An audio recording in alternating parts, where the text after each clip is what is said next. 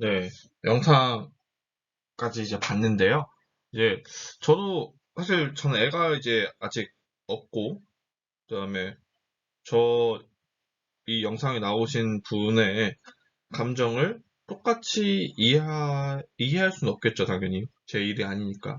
이해할 수는 없지만, 그런 상황에서 제가 저 VR을 본 것도 아니고, 직접 기계를 착용한 것도 아니고, 저의 상황도 아니지만, 이 영상만으로도 저 저 여자분께서 느꼈던 감정을 어느 정도 공감을 할 수 있기 때문에 굉장히 뭉클한 영상이 된 건데, 만약에 저희가 저 상황이라면은 저 기술이 저희에게 그래도 하나의 마음에 굉장히 선물이 될 수도 있을 거라는 생각을 좀 해봤었어요.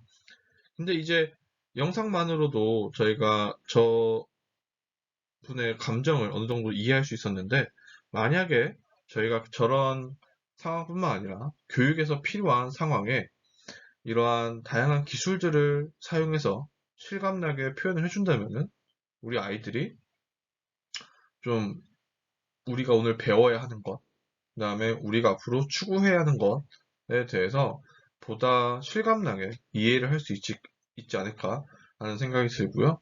특히 이제 저는 환경 교육에 좀 관심이 많아서 환경 교육을 학교에서 많이 실천하는 편인데, 어른들도 마찬가지고 학생들도 마찬가지고 우리 지금 지구의 상황을 정확하게 이해하는 것은 굉장히 어려워요. 왜냐하면 현재 다루고 있는 환경교육의 내용들이 사실은 현재 지구의 상황을 얼마나 대변하는가에 대해서 질문을 한다면은 절반도 제대로 대변을 하지 못한다가 사실 정답일 겁니다. 그만큼 환경이 위험한 상황에 처해 있는데, 학생들에게 이러한 기술들을 통해서 환경의 실제 모습을 좀 실감나게 보여준다면은 환경을 지켜야 하는 마음을 우리가 좀 더 학생들에게 잘 전달할 수 있지 않을까라는 생각을 하고 있고요. 이제 결국 이러한 메타버스가 성장할 수 있는 것은 지금 방금 보신 것처럼 실감 컨텐츠를 구현할 수 있는 디지털 세계, 이러한 기술들이 점차 발전을 하고 있는 거고요.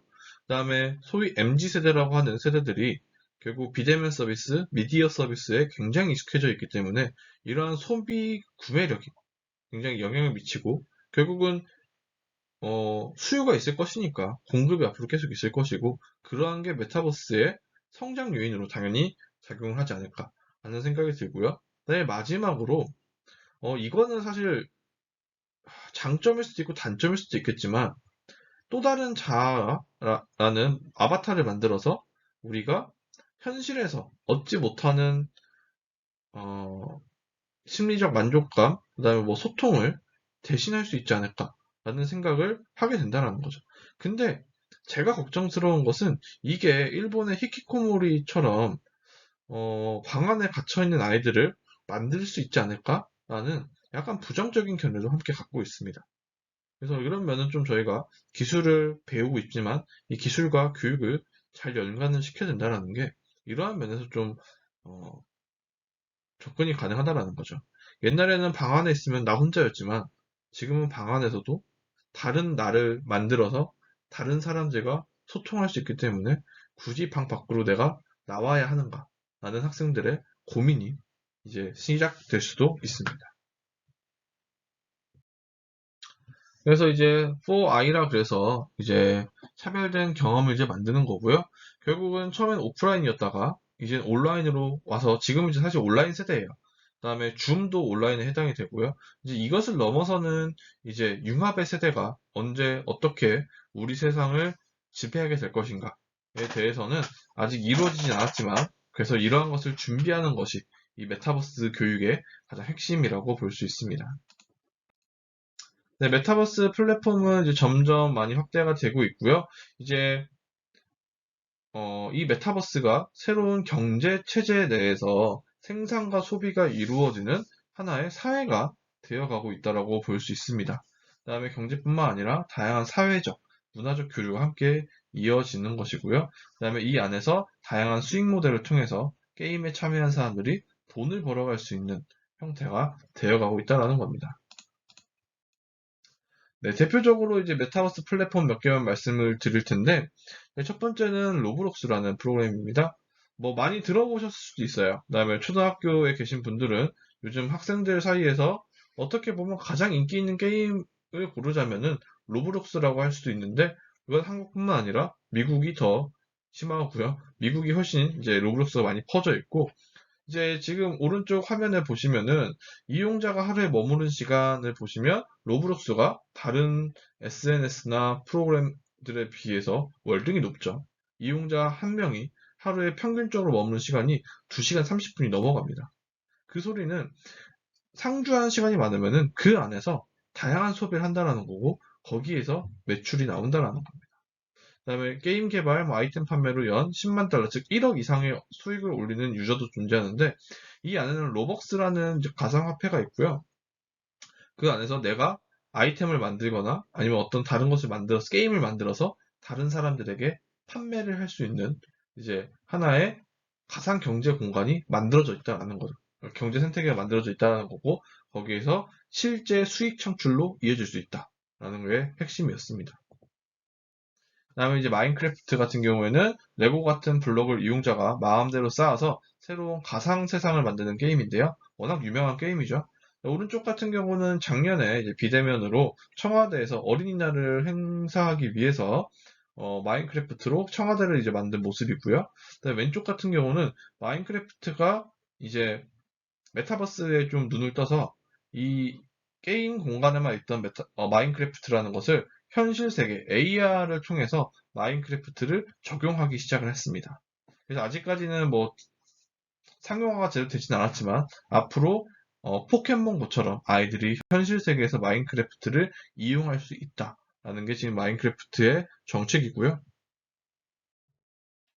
그다음에 포트나이트 같은 경우에는 이제 배틀로얄 방식의 게임과 함께 이제 파티로얄, 즉 사람들이 여기 모여가지고 다양한 파티를 즐길 수 있는데, 즉 여기서 이 오른쪽 장면을 보시면은 이게 뭐 트래비스 스콧이라는 미국 힙합 가수가 콘서트를 연 거예요.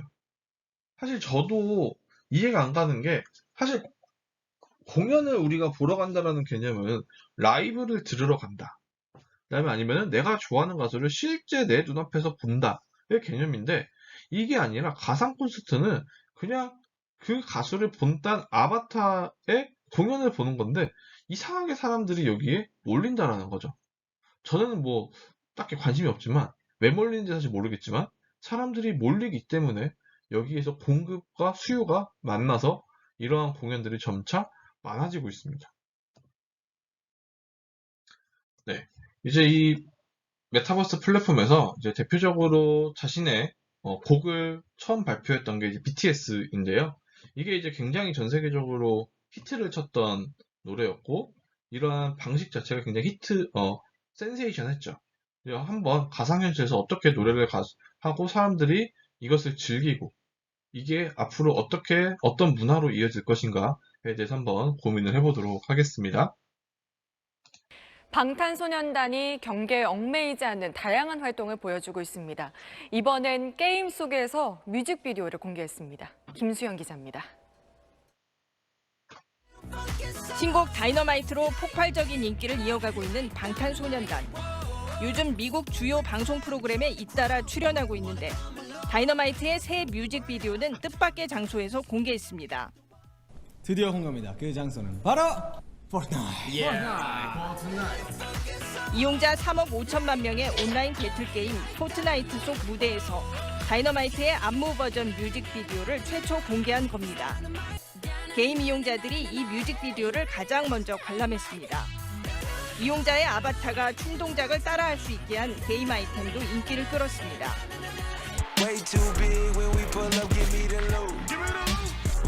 래퍼 트래비스 스콧은 코로나로 공연을 못하게 되자 온라인 게임 속 가상 콘서트에서 신곡을 발표했습니다.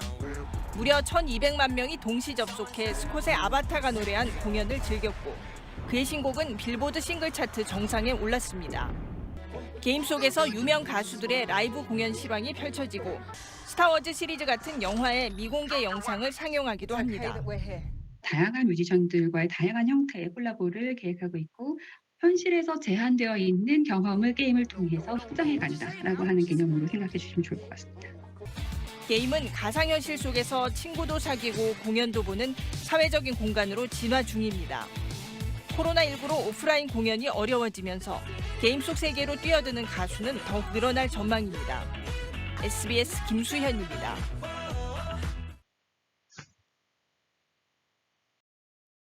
네, 이런 식으로 이제 다양한 플랫폼을 통해서 이제 다양한 마케팅이 이루어지고 있고, 아까 보셨듯이 그 미국의 힙합 가수 같은 경우는 1200만 명이 그 공연을 이제 봤다라는 거죠. 그런 면에서 앞으로 이 분야가 옛날에 다른 기술들처럼 막 떴다가 없어질 수도 있겠지만, 오히려 반대로 정말 이 메타버스를 연구한 학자들의 말처럼 이 기술이 범용 기술화가 되어서 이 우리 사회 전체에 영향을 미칠 수도 있다라는 겁니다.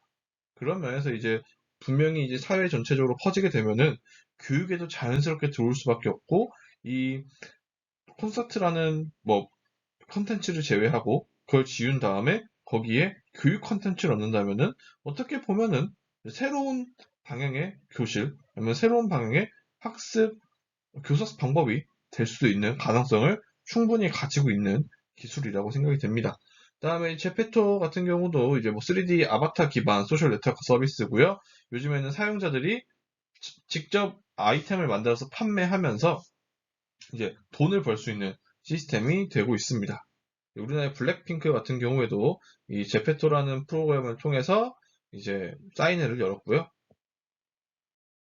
그다음에 이제 샌드박스라는 것은 이제 블록체인 기반의 가상 게임인데, 이게 되게 특이한 게 이 안에 이제 샌드라는 코인이 가상화폐가 온라인 화폐가 있는데, 이게 지금 업비트나 빗썸이라는 암호화폐 거래 사이트 플랫폼을 통해서 여기에서 번 샌드라는 돈을 거래할 수 있다는 거죠. 뭐 다른 경로를 통해서 그런 게 아니라 직접 내가 벌고 이거를 바로 코인 시장에서 현금화를 시킬 수 있다라는 게 어떻게 보면 굉장히 획기적인 거고, 이게 앞으로의 가상 경제, 가상 융합 경제에서 어떻게 보면 새로운 경제 생태계를 가장 보여주는 사례이지 않나 하는 생각이 들고 있고요. 그래서 이러한 메타버스 시장은 앞으로 이제 XR 기술이 점차 성숙하면서 점점 기술이 발전이 돼야 사실은 메타버스도 커지는 것이기 때문에 이 기술이 얼마나 빠르고 얼마나 넓게 발전하냐에 따라서 메타버스 시장도 영향을 받게 될 것이고요. 결국은 확장성에 초점을 맞춰서 발전을 할 것이다. 네, 이런 식으로 보시면 될 것 같고, 왼쪽 같은 경우에는 제가 신발을 살 때 이 신발이 나한테 어울리느냐 라고 보는 건데, 이런 식으로 신발을 바꿔가면서 내 발에 씌워보고 이게 내 옷에 잘 맞나? 라는 것을 핸드폰으로 바로바로 볼 수 있는 시스템이 왼쪽이고요. 오른쪽 같은 경우는 이제 저희가 이번 강의에서 그냥 가볍게 다뤄볼 겟업타운이라는 건데, 이 겟업타운을 통해서 우리가 다양한 행사를 할 수 있을 것이다. 직접 보지 않더라도 행사장을 직접 만들어가지고 이 안에서 우리가 할 수 있는 회의나 아니면은 뭐 다과회도 할 수 있는 것이고요. 그 다음에 뭐 프로젝트도 할 수 있는 것이고요. 이런 식으로 진행이 될 것이다 라는 것입니다. 다만 이제 저희가 조심해야 될 것은 사이버 학교 폭력이 옛날엔 없었지만 지금 점차 많아지고 있죠. 학생들이 더 많은 휴대폰을 사용하고 더 많은 인터넷, SNS들을 사용하면서. 근데 이 메타버스라는 것이 새로 들어오면서 아마 새로운 형태의 사이버 폭력이 나타날 것이라는 겁니다. 왜냐하면은 메타버스에서 새로운 폭력이 나타날 것이고, 그 메타버스에서 나타난 폭력도 학생이 당한 것이기 때문에 학교 폭력으로 해당이 될 가능성이 굉장히 높다라는 거죠. 그런 면에서 이것을 우리가 어떻게 정의를 하고 어떻게 대비를 할 것인가에 대한 고민을 할 필요가 있습니다. 자, 그렇다면 이제 마지막으로 교육적으로 우리가 어떻게 바라볼 것이냐. 자, 증강현실 같은 경우에는 실제 보이지 않는 부분을 시각적, 입체적으로 학습할 수 있기 때문에 보다 효과적으로 문제를 해결할 수 있을 것이고요. 그다음에 학습자 스스로가 체험을 통해서 지식을 구성해 나갈 수 있을 것입니다. 그다음에 마지막으로는 학습 맥락에 몰입된 상태에서 읽고 쓰고 말하는 등의 상호작용을 경험할 수 있습니다. 그다음에 이제 라이프 로깅 같은 경우에는 자신의 일상을 돌아보고 성찰하면서 그 학생들의 행동이나 이런 말하는 거에 대해서 즉각적으로 라이프 로깅을 통해서 강화와 보상을 통해서 학생들의 생활 지도도 할 수 있는 것이고요. 그다음에 세 번째를 보시면은 이제 학습에 대한 라이프 로깅을 한다면은 학습에 대한 정확한 평가 피드백이 이루어질 수 있을 것이다. 그다음에 그 평가 피드백을 바탕으로 학생들에게 맞춤화된 학습을 제시할 수 있을 것이다. 라는 것이 라이프 로깅이고요. 그다음에 거울 세계 같은 경우는 교사학습의 공간적, 물리적 한계선을 극복해서 이 지구 전체를 우리가 학습의 무대로 사용할 수 있을 것이다. 그다음에 learning by making이라 그래서 만들면서 배운다는 건데 이게 결국 메이커 교육의 이제 핵심 포인트인데 이제 거울 세계라는 거는 대표적으로 구글어스인데 구글어스에서 제공하는 다양한 데이터나 API를 가지고 학생들이 직접 다양한 메타버스 거울 세계를 만들어 보면서 학습할 수 있다. 내가 배운 지리학적 개념, 사회학적 개념을 이 거울 세계에 투영을 하면서 내가 학습을 실천적으로 할 수 있을 것이다. 라는 게 세 번째 시사점이었습니다. 그다음에 가상세계 같은 경우는 고비용, 고위험, 즉 수수료 같은 거 하는 거 같은 경우는 가상 시뮬레이션을 통해 학습을 할 수 있을 것이고요. 그다음에 과거로 돌아가든가 미래로 가서 경험할 수 없는 시공간을 가상세계에서 배워볼 수 있는 경험도 할 수 있습니다. 결국 이제 교육 환경으로서의 가능성으로 본다면 첫 번째는 새로운 사회적 소통의 공간이고요. 두 번째는 창작과 공유를 가능하게 하는 높은 자유도. 마지막은 가상화에 따른 새로운 경험치 제공과 높은 몰입도인데 이건 어디까지나 제가 지금 생각하고 있는 교육 환경으로서의 가능성입니다. 물론 이제 다른 학자들은 다른 말이나 아니면 가능성보다는 한계에 초점을 맞추실 수도 있겠지만 저는 그래도 메타버스의 교육의 가능성이 좀 더 높이 사는 쪽이기 때문에 이러한 부분에서 좀 새로운 공간, 그다음에 학생들에게 줄 수 있는 창의성의 부분, 그다음에 보다 높은 몰입도에서 높은 점수를 주고 싶고요. 선생님들께서도 아마 다양하게 생각하실 텐데 이러한 점을 바탕으로 좀 게더타운을 저랑 함께 공부하시면서 이거를 내 교과에서 어떻게 활용할 수 있을까에 대한 고민을 함께 해주셨으면 감사하겠습니다. 네, 일단 여기까지가 이론적인 내용이었고요. 네, 이거에 이어서 이제 게더타운 실습을 함께 하도록 하겠습니다.